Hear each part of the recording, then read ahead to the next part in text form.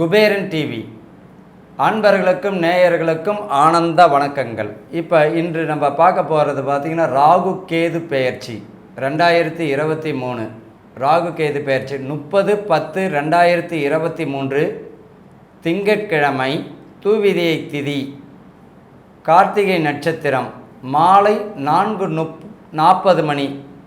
மாலை 4:40க்கு வந்து பார்த்திங்கன்னா மேஷத்திலிருந்து மீனத்திற்கு ராகு பகவான் செல்கிறார். துலாமில் இருந்து கன்னிற்கு கேது பகவான் செல்கிறார். இப்போ ராகு கேது பெயர்ச்சி பலன்களை பற்றி பார்க்க போகிறோம். ஜோதிட பேராசிரியர் அட்வொகேட் ஆஸ்ட்ரோ ரங்கநாதன் ஐயா அவர்கள் வந்திருக்காங்க.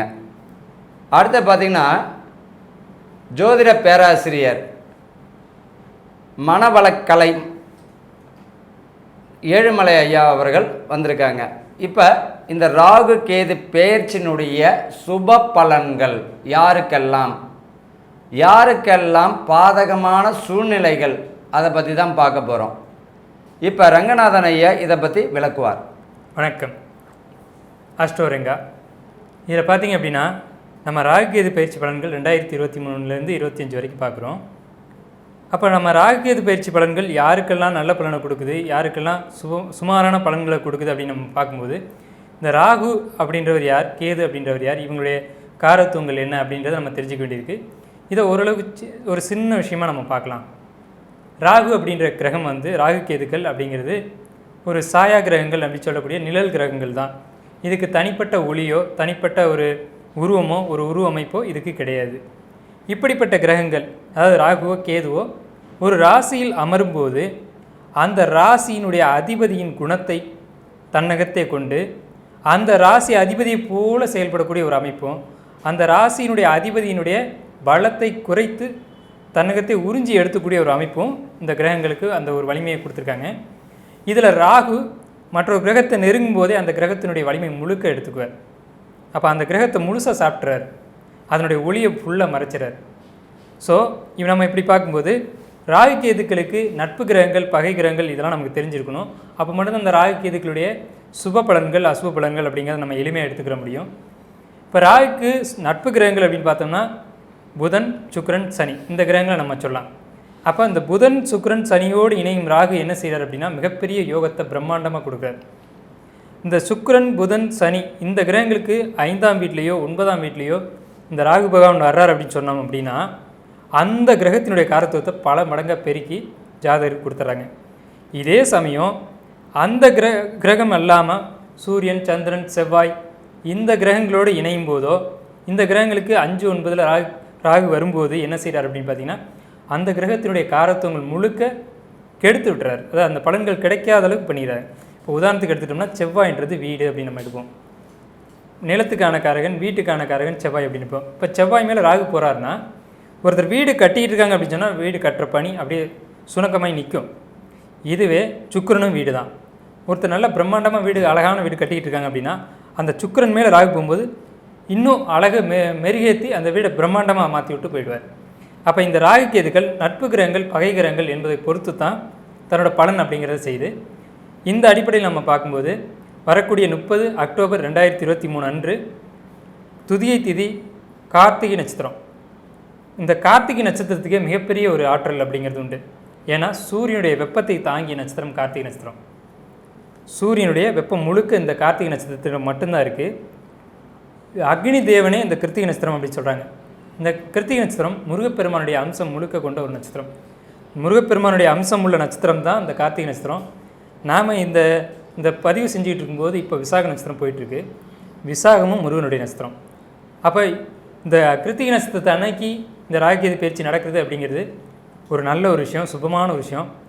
இந்த ஆண்டு யாருக்கெல்லாம் சுமாரான பலன்கள் இருக்குது, ராகு கேது பயிற்சினால் நமக்கு ஒரு கஷ்டம் வருது அப்படின்னு நினைக்கிறவங்க இந்த ஆண்டு முழுக்க நீங்கள் முருகப்பெருமான் வழிபாடு எடுத்துக்கிறது அப்படிங்கிறது உங்கள்கிட்ட வரக்கூடிய பாதகமான பலன்கள்லாம் விலகி நற்பலன்களே நடக்கும். இது அன்றைய நாளில் வச்சு நம்ம அடிப்படையாக வச்சு நம்ம எடுக்கிறோம். இதில் ராகு பிரம்மாண்டத்துக்கான ஒரு கிரகம், பேராசைக்கான ஒரு கிரகம், போகத்துக்கான கிரகம். அப்போ ராகு ஒரு விஷயத்தை பண்ணினார் அப்படின்னா பெருசாக பண்ணுவார். கேது எந்த ஒரு விஷயத்தையும் கமுக்கமாகவே பண்ணுவார், அதாவது மூடி மறைச்சே பண்ணுவார். கேது மோட்சக்காரகன் அப்படி சொல்லுவாங்க. ஒரு ஜாதகத்தில் கேதுவை பற்றி நம்ம பலன் எடுக்கணும் அப்படின்னா நிறைய ஞானத்தை கொண்டு தான் பலன் எடுக்க முடியும். சும்மா சாதாரணமாக பலன் எடுத்துட முடியாது. கேதுவை பற்றி புரிஞ்சுக்கிறதுக்கே மிகப்பெரிய ஞானம் வேணும். அந்த ஞானக்காரகனான கேது பயிற்சி யாருக்கெல்லாம் நற்பலன்கள் தரப்போகுது அப்படிங்கிறத நம்ம பார்க்க இருக்கோம். இப்போ 30ஆம் தேதி அக்டோபர் மாதம் 2023 வருஷம் மாலை 4:40 மணி அளவில் கிருத்திகை நட்சத்திரத்தில் ராகு பகவான் மேசராசிலேருந்து மீன ராசிக்கும், கேது பகவான் துலா ராசிலேருந்து கன்னி ராசிக்கும் பெயர்ச்சி அடைகிறாங்க. இதை பற்றின விரிவான பலன்களை நம்ம அடுத்தடுத்து பார்க்கலாம். ராகு கேது பெயர்ச்சி பலன்கள் 2023 மீன ராசிக்கு எப்படி இருக்குது அதை பற்றி தான் பார்க்க போகிறோம். ஐப்பசி மாதம் 13ஆம் நாள் 30/10/2023 திங்கட்கிழமை தூவிதய திதி கார்த்திகை நட்சத்திரம் மாலை 4:40 மணிக்கு பார்த்திங்கன்னா ராகு பகவான் மேஷத்திலிருந்து மீனத்திற்கும், கேது பகவான் துலாமிலிருந்து கன்னிக்கும் மாறுறார். இப்போ இந்த மீன ராசிக்காரர்களுக்கு எப்படி இருக்கும் அப்படின்னு பார்த்தா, ராகுவானது 30/10/2023 அன்று உங்கள் ராசிக்கே வருகிறார். உங்களுக்கு 2ஆம் இடத்துல குரு பகவானும் அமர்ந்திருக்கிறது மிக சிறப்பு தான். 2ல் குரு இருக்கும்போது தனப்பிராப்தம். அது இல்லாமல் தனுசுக்கு பார்த்திங்கன்னா தனுசையும் பார்வை செய்கிறார் குரு. சனீஸ்வர பகவான் பார்த்திங்கன்னா மேஷத்தையும் சிம்மத்தையும் விருச்சிகத்தையும் பார்க்கிறார். அப்படி இருக்கும்போது இந்த ராகு கேது பயிற்சியானது இந்த மீன ராசிக்காரர்கள் எப்படி இருக்கும் அப்படின்னு பார்த்திங்கன்னா 60% நல்லாவே இருக்கும் பலன். ஒன்றும் பயப்பட வேண்டாம். இந்த வருஷம் பார்த்திங்கன்னா புதிய முயற்சிகள் கைகூடும். வீடு இல்லாதவங்க 100% வீடு உண்டு. அதே போல் திருமண பிராப்தம் பார்த்துன்னு இருக்கணும். 100% திருமண பிராப்தம் கைகூடிடும். கவலைலாம் பட வேண்டாம். ராகு உங்களுடைய ராசியிலே இருக்கிறார். இது என்ன ஆகும் அப்படின்னா கொஞ்சம் தடை தாமதத்தை ஏற்படுத்தலாம். 2ஆம் இடத்துல குரு பகவான் இருக்கிறார் இல்லையா, அப்போ அவர் சிம்மத்தையும் பார்க்கிறார், சனி பகவானும் பார்க்கும்போது உங்களுக்கு பணம் விஷயத்தில் பார்த்திங்கன்னா உத்தியோக விஷயத்தில் தொல்லைகளை கொடுக்க மாட்டார். திருமணம் கைகூடும், புத்திர பாக்கியம் உறுதியாக உண்டு. அதே போல் வீடு பிராப்தமும் கை கொடுத்துருவார். வீடு மனை வாசல் நிச்சயமாக வாங்குவீங்க. பிள்ளைகளுக்கு உயர்கல்வி யோகம் 100% தந்துடும். இந்த காலகட்டத்தில் பார்த்திங்கன்னா இந்த வருஷம் பார்த்திங்கன்னா உங்களுக்கு பதவி பணி உயர்வு உண்டு. அதே போல் சிலர் பார்த்திங்கன்னா மனைவி வழியில் வேலை தேடுவாங்க, அதுவும் கை கொடுத்துரும். மனைவி வழியில் கை கொடுத்து உங்கள் ராசிக்கு 2ஆம் இடத்துல குரு இருக்கும் பொழுது கொஞ்சம் போராட்டம் தந்தால் சுபத்தை கொடுத்துடுவார், பயப்பட வேண்டாம். அதே போல் 7ஆம் இடத்துல கேதுவுடன் இருக்கார். அப்படி இருக்கும்போது ஞானத்தையும் கற்றுக் கொடுத்துருவார். இந்த டைமில் என்னென்னா குடும்பத்தில் விட்டு கொடுத்து போகிறத தவிர வேறு வழி கிடையாது. மனைவியிடம் அடங்கி போகிறதும் பெற்றவங்களிடம் அடங்கி போகிறத தவிர வேறு சுமூகமான வழி கிடையாது. இந்த காலகட்டத்தில் கடன் வாங்கிறது தவிர்த்து நீங்கள் கடனை அடைக்கிற வழியை பாருங்கள். என்ன காரணம் அப்படின்னா ராசிக்கு 2ஆம் இடத்துல குரு இருந்துட்டாலும் தனம் வரும் தான், அதில் எந்த மாற்றமும் கிடையாது. சிம்மத்தை குரு பார்க்கும்போது பார்த்திங்கன்னா பணம் வரவு அதிகமாக இருக்கும். அப்போ உங்களுடைய முயற்சியும் உழைப்புக்கேற்ற பலனும் கை கொடுத்துருவார். அப்போ என்ன செய்யணும் அப்படின்னா அடைக்கணும். இந்த காலகட்டத்தில் பார்த்திங்கன்னா நல்லவங்க யார் கெட்டவங்க யாருன்னு காட்டியும் கொடுப்பாங்க. 7ஆம் இடத்துல கேதுவாக இருக்கும் பொழுது மனைவியை புரிஞ்சு நடந்துக்கக்கூடியவராகவும் மாற்றியும் கொடுத்துடும், ஞானம் கைகூடிடும்.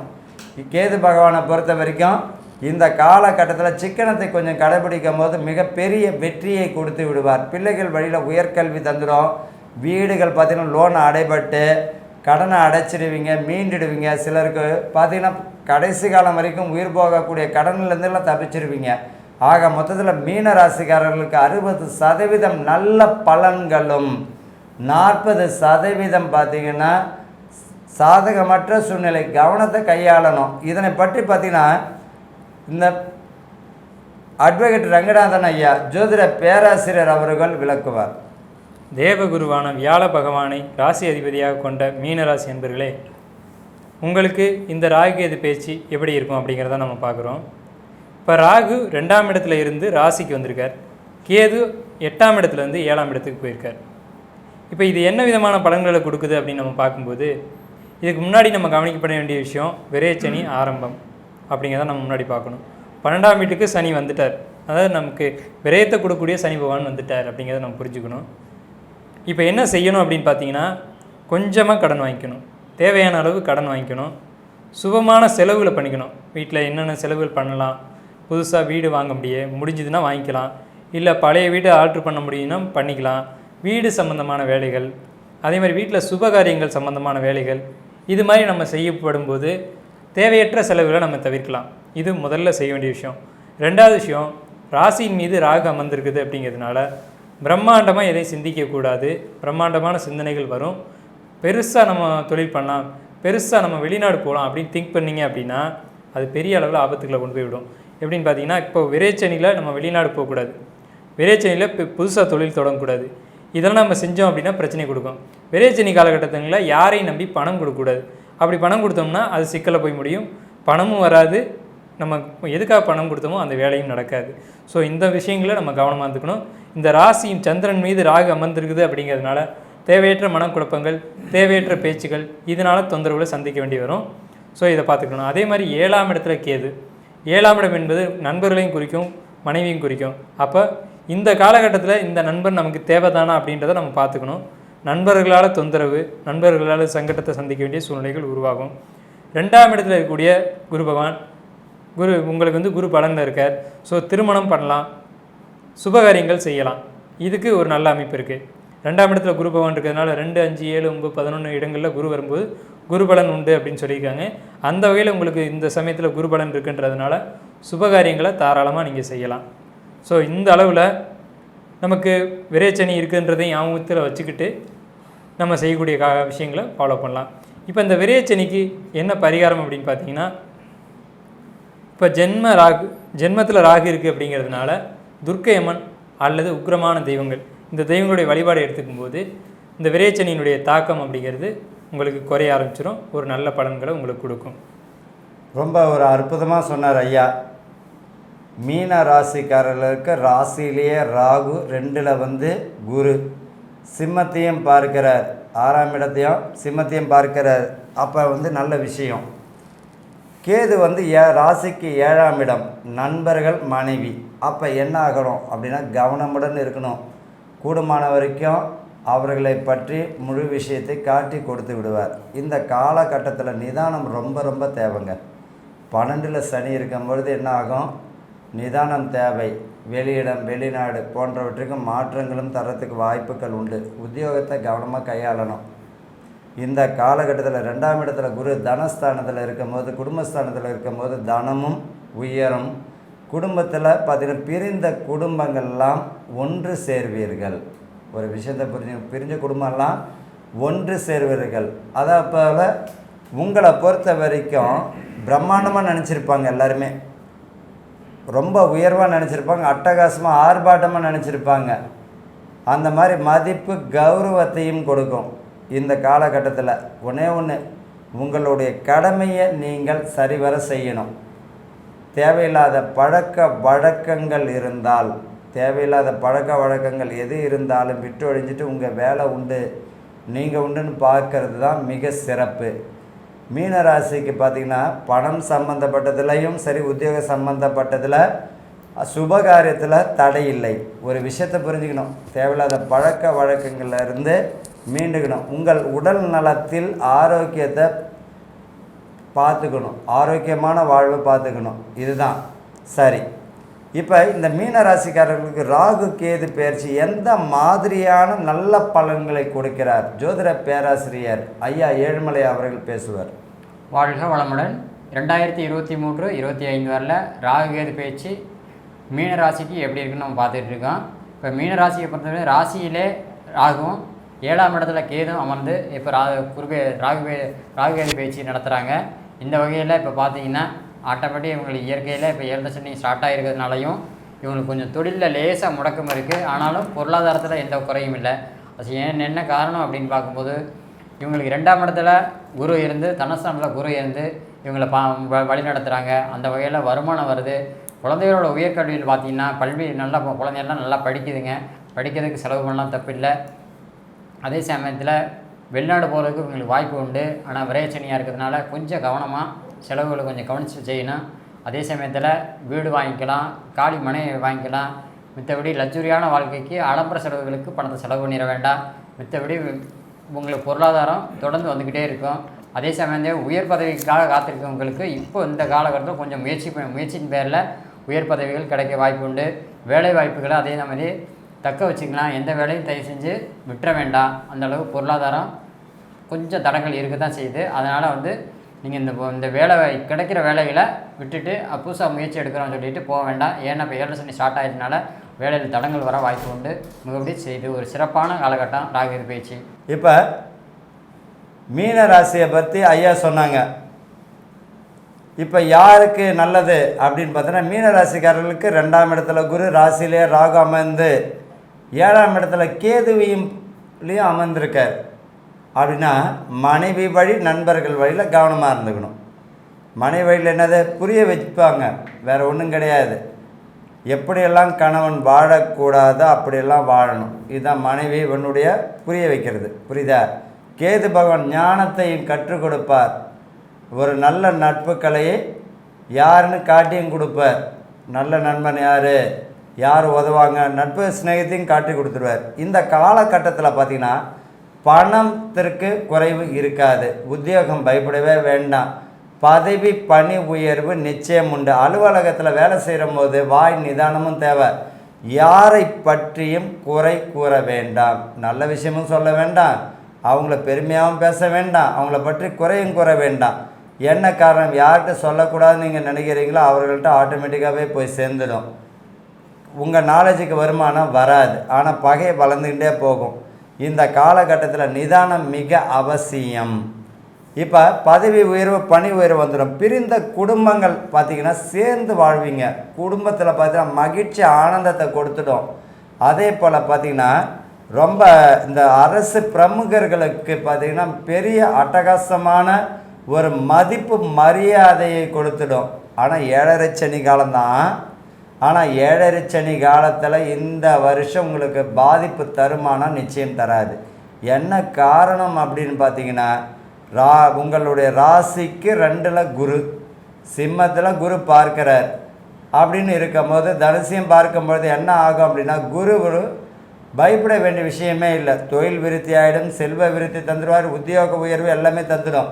ஆனால் 7.5 சனி காலகட்டத்தில் பார்த்தீங்கன்னா உங்கள் கடமையை நீங்கள் சரிவர செய்தாலே போதுமானது.